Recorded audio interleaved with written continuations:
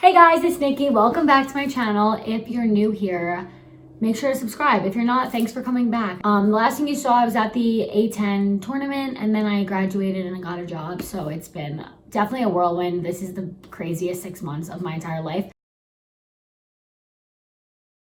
But I wanted to start this channel back up because I just want to help people that are trying to get into the on-air TV, news, sports industry, because there's not that many people that really have done it and that are on the internet talking about what it's like. You just see them like at work and stuff, but you don't know what it took for them to get there, how you applied, all that kind of stuff. So if I could help just one person, one aspiring reporter, then my goal is succeeding. I asked questions on Instagram for you guys, what you want to know about what it's like being on air, how I got my job, that kind of stuff. I thought it would be more beneficial than just giving a life update, because honestly, probably no one cares about what's going on. The number one question that I get a lot is, what was your major in school? How did you get a job in Texas? And why did you want to become a reporter? So I went to the University of Rhode Island and I was a journalism major. I started out as a comm major for 2 years and then I realized it's not actually helping.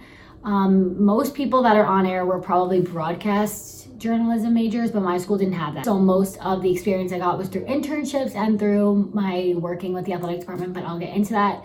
But pretty much when you want to get an on-air job, you have to go on a website, tvjobs.com, and it gives you a list of all like on-air jobs that are open in the country. People are always like, how do you find out about on-air jobs? That's how you do it. So I applied to so many jobs before I got this one, and that's actually another question I'll just answer. Someone asked, how many jobs did you get denied from before you got this job? But actually, it's not like you get denied from jobs. You pretty much just like apply. I've probably applied to like 100 TV jobs and you just don't hear back. Like I still get emails like, thank you for your application.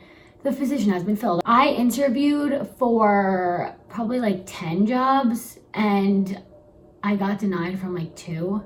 The other ones, it's like, okay, we want to hire you, but I'm like, I think I could just wait and get something better. People ask where I am, what my job position is. So I work in Texas, in like the Waco, Texas area at Channel 6, and I'm a news and sports reporter. So someone said, why sports? I just always wanted to do sports, and sports is like my calling in life. I don't like news, but this job did have to have some news. Like right now, since it's football season, I'm like all sports, but then once football ends, I'm gonna have to do more news. But honestly, it's like the pros and cons, like the pros outweighed the cons in this job with the news involved. Someone said, how come you came to Texas? So this is actually like a really funny story. From when I was little, I wanted to always come to Texas for reporting. It was actually because the cheer teams in Texas were so good when I was younger. I like loved watching them.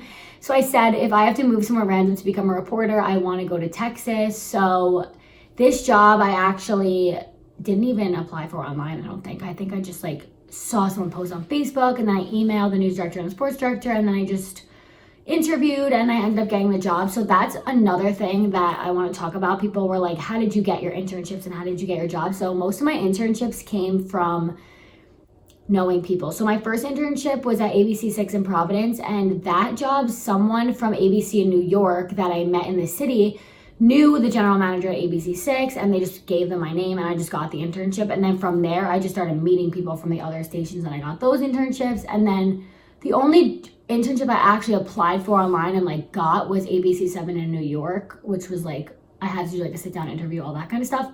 But all my internships are what taught me how to be on air and all that kind of stuff. And then through my job with the athletic department, if you want to know more about that, watch my previous videos. It's like all me working with the athletic department. Definitely this industry is way smaller than you think. You obviously think that there's so many reporters, like no one's going to know anything, but everyone knows each other because everyone started somewhere. So I know people in Texas that know people that worked in Rhode Island, know people that worked in New York. So everyone just really knows each other and it's crazy. So that's why another big piece of advice is be careful how you brand yourself, because this job is all about branding yourself and you definitely don't want to put yourself in a negative light. You always want to be showing yourself in a positive light on social media, because this job is all about like, you're on TV or you're online or whatever you're doing, that you don't want to put yourself in a bad light, because everyone sees everything. Like all your stuff is not private. Everyone sees stuff. When you apply for a job, they look, and you don't want to look ratchet on Instagram or Facebook. You really don't. So make sure your social media is clean. I got a lot of questions about what it's like, what my schedule is like, and what the day in the life of a reporter is like. But right now, since it's football season, I have a kind of a weird schedule. So I'm off Tuesdays and Thursdays, and then I anchor sports Wednesdays and Sundays. Friday is Friday Night Lights, so that's like a whole different situation. And then Saturdays, I'm news unless I have to anchor sports, which is a lot of the time, and Sunday I anchor sports. So much running around, so much driving. You have your hair and makeup done, but it looks terrible by the time you get back to the station. So you always need to have stuff on deck to redo because you're probably not going to look cute by the time you have to go on air. Someone said, how do you cover a mistake on air? So pretty much it's going to happen. It's inevitable. You're going to be reading the teleprompter and you're going to be not being able to speak because that happens so much, or the video's not going to play, or something, it's going to freeze, like something's going to happen. But for me, obviously I care and obviously it's annoying, but I don't come off and I'm like, oh my God, that was so bad. I'm just like, whatever. I'm on air how many times a day? So if I make a mistake in one show, it doesn't matter. It doesn't carry over. That's the good part about this job. Nothing carries over. If you mess up, no one remembers. Like, but that also leads me to another point of hate. A lot of people said, how, like, do viewers call you with rude messages and stuff and like tweet at you mean things? I mean, yeah, people do say mean things. They say, oh, your hair looks bad, you don't know how to speak, you have an accent, blah, blah, blah. But at the same time,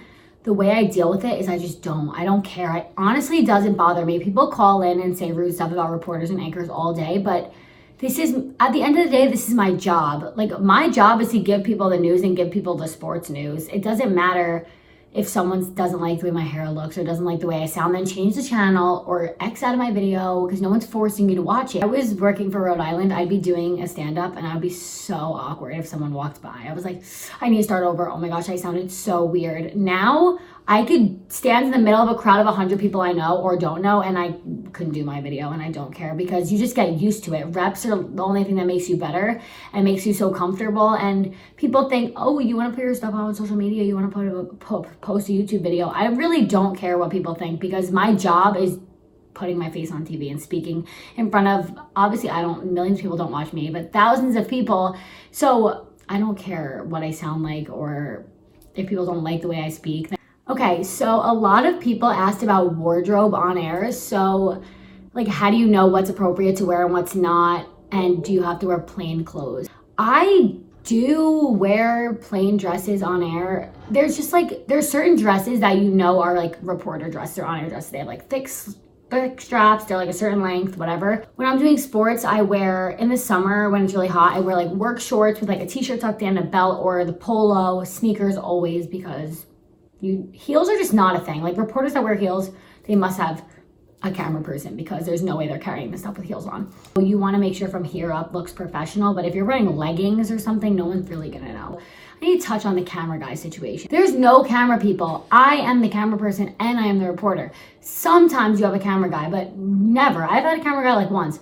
You have the camera on the tripod, you flip the viewfinder, you make sure you look normal, and then you speak. So if your stuff looks bad, it's just because you're doing it alone and you can't really see what it looks like. There's also no such thing as hair and makeup people. I do my own hair and makeup. I'll definitely make a video on my hair and makeup because the video I have on my channel has changed. Obviously, being on air with real lights in studio, you look so bad with your normal makeup, like so washed out. Your hair looks so bad. There's just so many things I've had to change, so I could definitely make an updated video with that. I'm just gonna answer one more question and then I will definitely make more videos. But someone said, has it been hard moving away from your family and friends? So that's been the hardest adjustment for me so far. Definitely the job, it's just a job. You just adjust. You adjust to the schedule, you adjust to the lifestyle, just because if it's what you love to do, then you just adjust. That's just, you signed up for it. You knew this is coming. I've never experienced actually being away from my family and friends. Like, when I was away from my family, I was with my friends.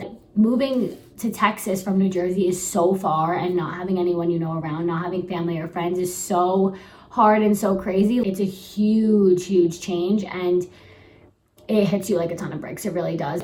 There are times when I question, I'm like, what the heck is going on? Why am I in Texas right now? This is crazy. But then at the same time, I look back and I've already seen how much I've improved, and I've made so many friends at work, and there's just like, everyone's in the same boat pretty much. That is the story so far. If you guys have any video requests, leave them down below. Thank you guys for watching, and make sure to subscribe and be back for my next video. I don't know when it's gonna be, but it will be sometime soon. Okay, bye.